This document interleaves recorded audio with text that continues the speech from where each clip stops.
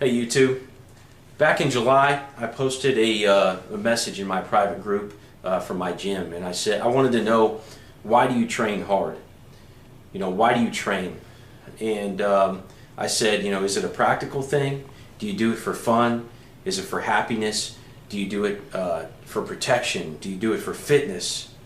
Does it have something to do with an ego story that you're telling yourself? Is it were you in the military, do you say that you're a warrior, that you need to do this, or do you identify yourself as a badass and like you want these skills or whatever? Is it a philanthropic vision? Are you trying to help others? Are you coaching others? Are you trying to improve other people's lives? And I said, be brave, post the real answer. And it was really cool because we had a lot of people chime in with why they train, and they were honest, and I wanted to share that.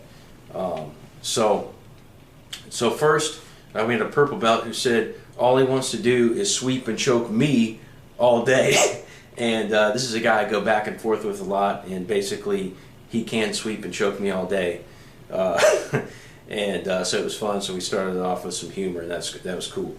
Then I put my 2 cents in, and I said, I want to protect my family and other people, and I feel like that's a duty. And it's a way to do it, and BJJ is a way to do it and have fun at the same time. We had a white belt who said it's about weight loss, and over the course of doing jiu-jitsu for about a year, he's lost 50 pounds, and over that time it's kept it fun, and he's got discipline and confidence, and he's gained a routine by practicing jiu-jitsu. 50 pounds in a year. We had a white belt guy who also does CrossFit and Muay Thai. He's a really big guy. He came to the gym, a really big guy, and he's lost a ton of weight. And he said it was better than dying. And that's pretty heavy if you think about it. This is a guy who comes in, he's doing like 2 and 3 sessions a day. Really inspiring to watch that. And he said it was better than dying. Blue belt veteran guy, he said, it makes you and your partner better. He said it's definitely a philanthropic kind of a thing. Investing in your partner, drilling with them, making sure that they get better. And people do this all the time. You see it all the time on the mats. He said it gets rid of false confidence, and that's a huge one to me. I really like what this guy said, because I walked around with false confidence for so long, and it might not have even been confidence. It might have just been an ego thing where I wanted to tell myself that I was a bad dude, so I'd walk around tough in the grocery store, maybe not move out of the way for people. just behavior that is not acceptable, and I did this for a long time because I was hurt in my heart because I knew that I was missing something, so I walked around with that for a long time, and getting into jiu-jitsu was a way to heal that, because now I could be real. And I think a lot of men suffer from this because we have an idea of the kind of person that we should be, and when we aren't what we think we should be, it causes a wound inside. So he said it gets rid of false confidence, and I just thought that was really cool, because it does. He said it's great exercise, and he also said something else, and I really believe in this. And especially at this point in my life, I don't have a lot of beliefs, because I feel like rigid beliefs really limit you in what you can do in the world. And that's a different subject for another time. But he said every man should be able to protect himself and defend against evil. Somebody breaks into your house or whatever, you can handle that situation. And I thought that was really cool, because I really feel like that. If you're going to be a man, if you're going to have a household, you need to be able to defend that household, because who else is going to do it? Maybe you get a dog, but that's not 100%. So I really agree with that, and that's a way that you can do it. You should probably get a gun. You should probably learn how to use a gun, learn gun safety, but you should also know what to do if you don't have a gun. So there was that. Then we had a brown belt instructor guy at this gym who said he does it for his kids, and he wants to practice what he preaches about hard work. What he talks to his kids about. And he said he doesn't want to underperform on his capabilities. So we all have this potential, and before you get so far in the world, you wise up, you realize that things aren't going to get better unless you take action. A lot of people tell themselves, they recognize their own potential. They say, hey, I'm special because I know what I got inside. And that is good, but the problem is we all have potential. Every single person has potential. And that's the cool thing about people that reach success, because they remember that they used to have it before they ever manifested success. And so then they reach out and they start helping people bring out that potential, because they know, this is successful people who do this. But what I'm saying is that everybody has potential. And, this guy said he didn't want to underperform on it. And that's so critical, because we all have it. So it doesn't make you special that you have potential. It does in a sense, but no one will ever see it unless you perform on it. And he didn't want to underperform, and that's one of the things he said. He said he didn't want to be full of shit. And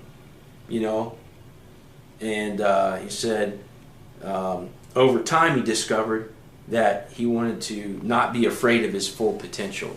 So it's interesting that once you creep up on success after you've been taking action, that you get to this point where it's scary to start doing the things that you need to do. And so he wanted to keep pushing his full potential, keep taking action on it, and keep going with that over time. And I just thought that's something that's really cool. That's really brave, because you don't know what that's like until you get to a place where you have to make that leap. And now all of a sudden you're exposed to the world, Then we had a blue belt veteran guy who said it's a form of physical expression and communication and the application of study, which happens to also be a method of protecting his family. So for him, it was about mastery in the art form and applying what he's learning about, and physically expressing himself, and then also the thing about family. We had a CrossFit guy said it's about getting in shape, being resilient, and just regular life is easier, after you put yourself through these grueling physical conditions. And I think that's true. You go to work and you're one of the hard ones at the workplace. Not everybody's like that. You've been through something, and now your regular workday is different than what it could have been. You're harder. We had a CrossFit girl, and she chimed in, and I really liked what she said, because I felt like it was really honest too. She said she was feeling overwhelmed and out of control in her life, and going to CrossFit gave her control over the effort that she put into life and what she got back out of this CrossFit experience. So now all of a sudden she had control over something. Sometimes when money's tight, you feel trapped, or sometimes you have kids and now all of a sudden you have all this responsibility. It's like you're dying over time. Everybody's dying over time, and this was one way for her to grab hold of the steering wheel and take control back over her life. And as a result of that, anxiety starts to decrease. And this is something I've experienced. I was in the same boat, and I felt like doing this let me start to move my life in the direction that I wanted to go in, and as a result, it makes you happy. We had a purple belt who's also a police officer, said that because of his profession, he wanted to learn jiu-jitsu, and he wanted to go home to his family.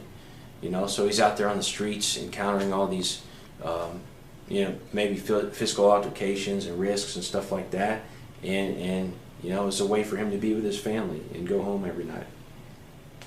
And also, it's a way for him to protect the people that he comes across. So as he's engaging with potential criminals, or even just regular people that need to be talked to, or whatever, for whatever reason something goes down, he's protecting them, because he's got one extra tool in his belt in terms of the escalation of force. He doesn't have to go to the baton right away. He's got jiu-jitsu, which is a means of controlling people and getting that result even without striking, which is really cool.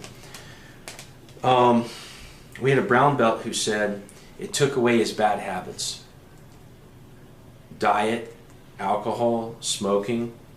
He had asthma, and it reduced his asthma symptoms, and ultimately it made him a better man, husband, and father. And I really agree with that it makes you a better man. Because think about what you're doing. You know, you're going into a place where, especially in jiu-jitsu, well, really in any combat sport, you know, like a real one, you're going into an environment where there's a lot of bad dudes there, and you can't afford to be too egotistical. You have to learn your place, you know, within the tribe, not just where you stand in terms of martial skill, but where you stand in terms of respect, and where you stand, you know, just overall.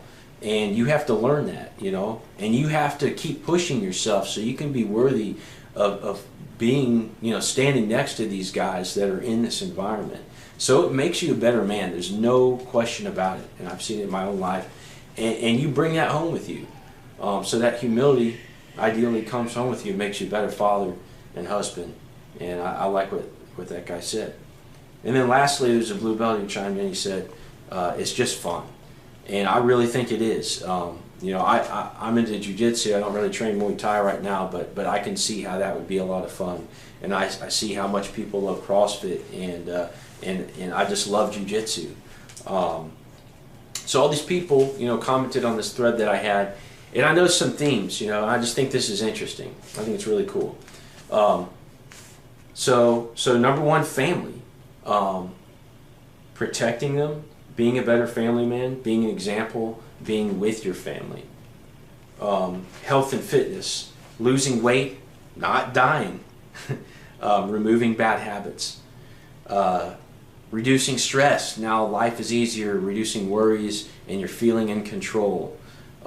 Helping others, you know, sacrificing your time. There's a guy at our gym who I get together with every week, and you know, he's a more adept student than I am. So we're getting together to drill for us to work on mutual things, and he's constantly sacrificing time for his own things that he needs to work on in order to correct my deficiencies. And so you see this self-sacrifice and helping others constantly, you know, and giving advice after rolling, after sparring and stuff like that, giving, you know, selflessly giving advice to that other person, not coming from a place of ego, but coming from a place of like, here, do this next time, you know, which you might catch me with that, you know, but it's helping you learn, and you see that. A theme of discipline, you know, having a routine, and a theme of mastery, you know, movement, study, the art, and reaching your potential. So I just feel like there's so many benefits to joining a mixed martial arts gym, in particular Brazilian Jiu-Jitsu, and getting involved in that. And if your gym doesn't have, you know, all these qualities, you know, you need to find one that does. You know, I'm part of SBG Atlanta. We have 2 locations, SBG Buford and SBG Sandy Springs. I'm just a student there, a member. But we have that, you know, we have that culture. You know, we have people that are always smiling. You know, they give loud greetings when you walk in the door, positive energy. You know, we've got one guy, like his whole thing is just positive energy, and he affects a lot of people with it. It's really cool.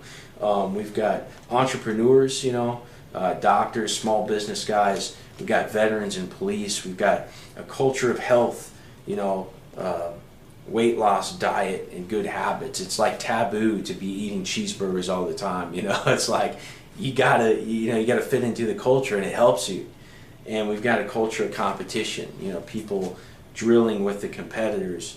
You know, people showing up to support each other in competition, and you see this community, and open arms to new people, and coaches who are invested in the students.